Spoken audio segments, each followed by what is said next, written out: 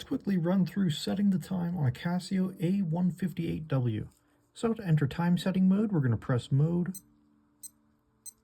3 times until we see our seconds start flashing.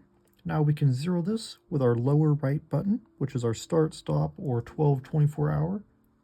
To enter the next setting, we're going to press our light button. Now we'll see our hours start flashing. We can adjust this again with that bottom right button. To enter our next setting, press that light button again.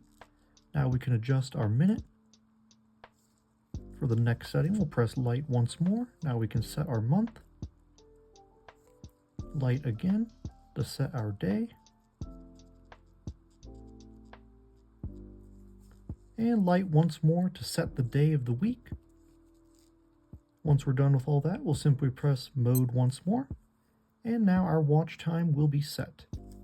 Thank you guys so much for joining me in this quick time setting tutorial. I really hope that it was clear and helpful. If you're interested in more tutorials and watch related content, please do consider subscribing. Thanks everyone.